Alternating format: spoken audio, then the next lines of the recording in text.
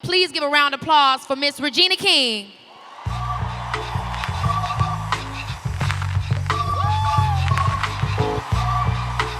Yes, give it up, give it up, give it up. Look at this outfit, y'all know she came to slay, honey.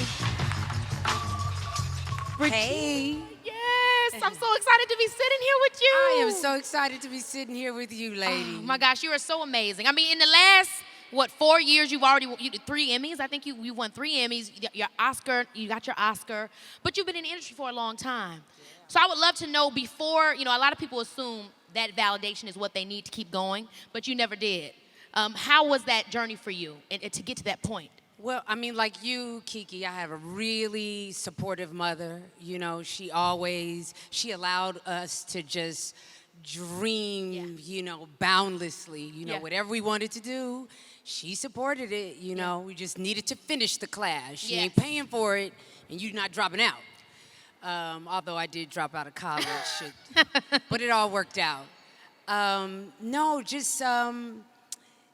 She just created a space where I never felt like I had to be a certain thing other than just me, and was really great at navigating all of those uncomfortable moments that you have, especially as a teenager. Yeah. Those times where I felt like I was crying every day Yeah. about just something. I couldn't even tell you what. Exactly. But that emotion was there and really didn't understand it. And my mother was just always there to help me navigate my way to the other side. So I could definitely relate to that. Yeah. Well, let's take it back to that first moment that you said to yourself, or you shared that conversation with your mother of saying, "Hey, I want to be an actress. I want to be an entertainer." What was that moment for you?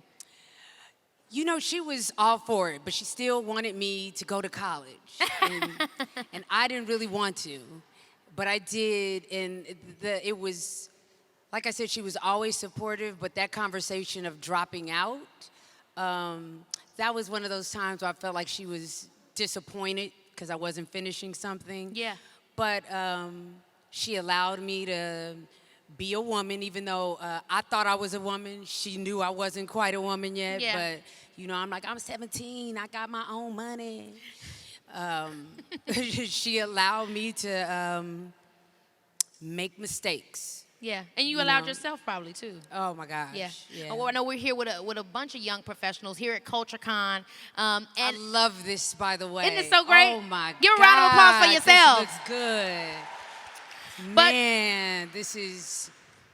Oh, I wish I had this when I was in my early 20s. I mean, just to be able to be in a space where everyone looks like me and everybody wants to do something. They don't quite know what it is, but you're going to do something big, and just to have people by your side. Yeah. That some of you guys are meeting each other here, and you leaving with new numbers, new connections. It's pretty powerful. So thank you for having me. Oh my gosh, we're so happy to have you. And the thing is, sometimes we don't have a bunch of mentors, maybe not blessed to have, how we're talking about my mom or your mom. So what would you say to the young people out here that are saying, how do I tap into my own agency of myself, even though I am afraid, even though I don't know exactly what it is I'm going to do? I know what I love, I know what I'm passionate about, but how do they tap into the agency of knowing that, hey, my voice deserves to be heard? Right. I think, well, first of all, it's just like operating from a place of respect. I think so often, I didn't have social media. The internet wasn't happening. I still had, tapes, VHS growing up. But I think just there's a lot of positive things out there in social media, but then there are a lot of negative things, a lot of keyboard gangsters. Mm-hmm. And I would say to not lean into that, like just push away the urge to comment negatively. I would say to, when you see something that does inspire you, dive deeper into it. There's just so much, you have so much more access now. And celebrate the positive. That's what I would say, because that's what's going to come back to you. Yeah. Believe it or not, karma is a bitch, and it's real.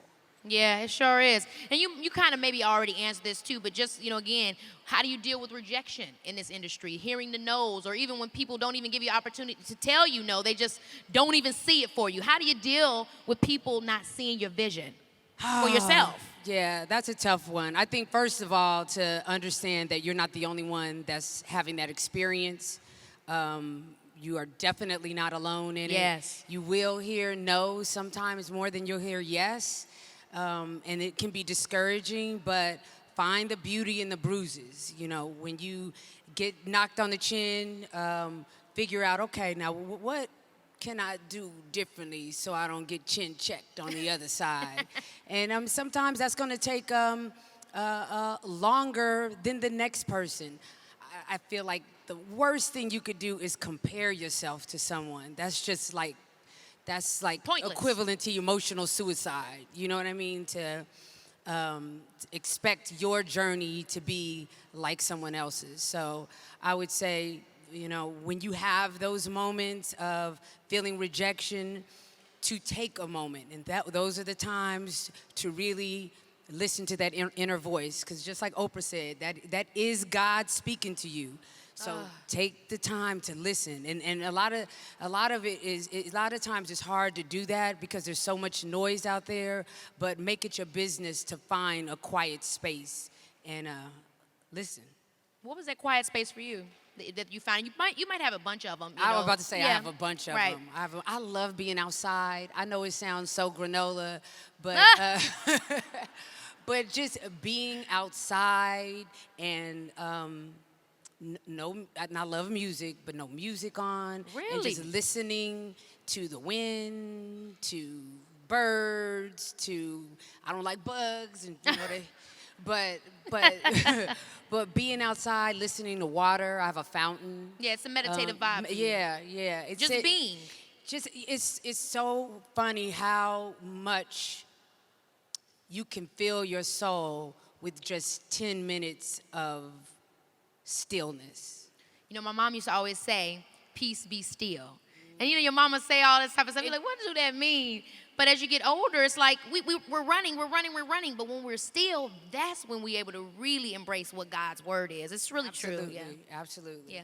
Well, let's move it on to this new project. You're playing Angela Abar, the leading role in a very popular comic series, Watchmen. And this is so amazing. I was just telling you backstage, not often do we get to see beautiful, amazing black women leading in a comic series, y'all. That's something to clap for real. You know what I mean? And it couldn't be a better person. So what was that mean? You're back with in HBO. You work with them with The Leftovers. How does it feel joining them on this project? Girl, oh my gosh. Well, first of all, let's just start with the costume, my lover. Yeah. I mean, I'm black and I get to get blacker. Yeah, she's like a vigilante. Yes, let's go. I mean, we had an amazing costume designer, Sharon Davis. Sharon Davis? Yes, Sharon she's a Davis, black she did woman. A Key and the Bee. Yes, she did. Oh my gosh. Yes. I love Sharon. She really is the bomb, though. Yeah, she is the bomb. Yeah, she is the bomb. And she just was working with Damon. Damon was very clear that he wanted to have a nod to the cape. The Cape Crusaders, the superheroes that we know that always have a cape.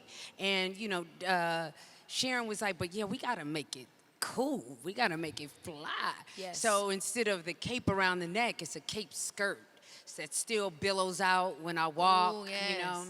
And we were trying to figure out masks, and we went through so many different iterations of the masks and the costume. And she came up with this idea. She's like, well, what if she just airbrushes her mask on? And we were like, ooh. Yeah, that's cool. And then the hood, so there was, you guys, if you saw the first picture of Sister Night, which was dope. So Sister Night is her kind of like who she becomes, right? That's she's she's a detective. Yes. So if you guys watch, there's certain things that happen that in this alternate history, all of the officers have to cover up. And the detectives they choose what that uniform is going to be. So she chose Sister Night. And you will watch and Get into find it, out love. why. Yes, Sister Night.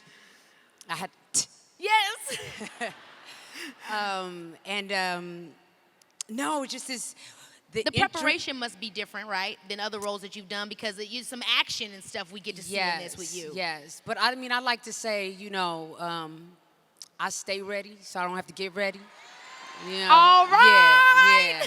I try to keep it fit, you know, because you never know. You know, something might jump off in here. Yeah, okay. And these 6-inch heels will have to come off, and me and Keke are saving the day. You know what this remind me of? And I know you guys probably all have seen it, but if you haven't, it's now available again on Netflix. It's a thin line between love and hate. You remember when she came through the door ready to get old girl? With the hat turned back. Yes. Oh my gosh, yes. I live for that. So, you know, actually some of the people got to see the first episode of Watchmen. Yes, They got to see a preview screening. So what can we expect from those of us that did get to see it and those that didn't? What can we expect from this upcoming season? I'm excited. It's got so much going on. Just to know go in open-minded, know that there's some real life historical events that we are depicting in the pilot. I hope I'm not giving it up, HBO. She good, y'all? There ain't nobody from HBO tell me. I can say the entry point, how the whole thing starts. I can mention. They said yeah. Yeah, all right. Give a little treat for CultureCon. Yeah, because it's appropriate here. I don't know how familiar any of you guys are with Black Wall Street, the Tulsa Massacre in 1921. Well, that's how the whole show opens up. We are there in that moment in 1921, and it's the entry point into this world. And over the course of the series, you'll see the connection to it. It's sci-fi, it's some humor. Sci-fi? Sci-fi, Woo! yeah. Humor, obviously action, you know. Yes. A little romance. All right. Yeah, I mean, it's like a gumbo of genres, but it works. Because it's you, girl. You're Thank such a talented actress. There's really not much that you can't do. We've seen you do it all, and I'm very thrilled to see you do this, right? I am so excited. I am so excited. But I haven't been this excited in a long time. Wow. Just because when I read the script, I'd never seen anything like it. And just with Damon Lindelof, my sister and I, we have a production company, and we have been talking Peep for... that, production company. Yeah. Let's go. And hit it. We have been talking for years about, we need to tell more of our stories that aren't just around slavery, because we're so much more than that. We're not just the victimized people. We're strong, we're resilient, we're smart. Yeah. Exactly. And so the Tulsa Massacre was something that we talked about. We talked about the Harlem Renaissance. We talked about Hannibal. So there were so many different stories. So then when this script lands in my lap and I'm reading it and I'm like, Damon, for real? Like, wow. And then I get to be a part of that. It just blew me away. So I think that excitement just from having another one of our stories told. And told uniquely. Yeah. Uniquely in a way that we don't get to. This is sick. I wanted to ask you, just out of curiosity, what was the last project or the thing that you felt that excited about, that you got the same kind of feeling that you got when reading Watchmen? You know what? I did get that excited with Beale Street. With Beale Street? I did. James Baldwin. Yeah. It was just kind of like, wow. And what was that like for you, winning that Oscar? You know what I mean? That's such probably a surreal. I mean, that's really come on.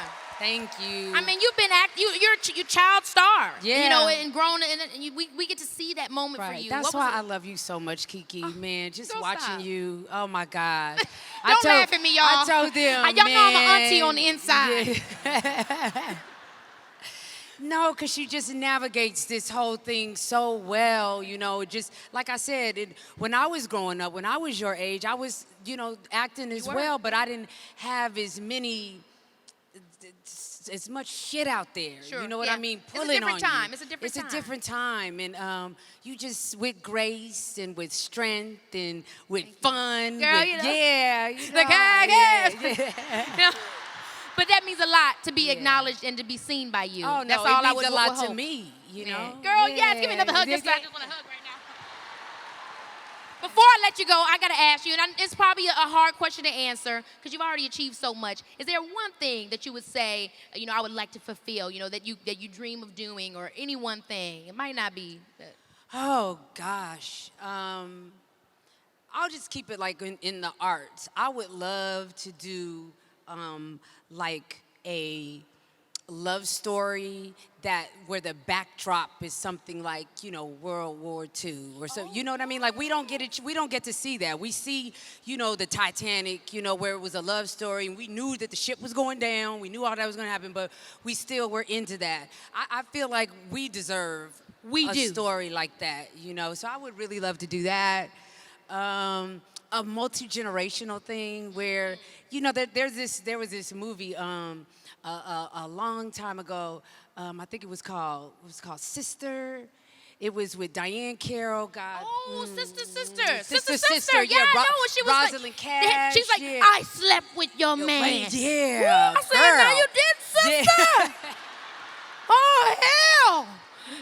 That was a great. Diane Carroll, you all. We lost her recently. What a fabulous. Yeah. I mean, that and a Claudine. Anyway, but yeah. Yeah. But something like that, but that takes place now. Yes. I'm not saying that because we have so many stories. We don't need to do something over. We can do something now. I agree. So I would like to do something like, and and you could be like my little I sister was just saying, I'm or my ready to be daughter or booked. something like that. Yeah. I'm always looking for a job. Yeah. Everybody knows Keke like to work. Yeah. So Regina like to work too. When you do that movie, you know who to call, girl. Yes. Thank you guys so much. And Regina, thank you. you. Oh my gosh. You guys, make sure you watch Watchmen, okay? It Watchmen. premieres October 21st. October 21st. HBO, 9 p.m. Eastern Time. Check it out, you guys. You don't want to miss it. And thank you all so much. Thank you. Thank you all. Yeah.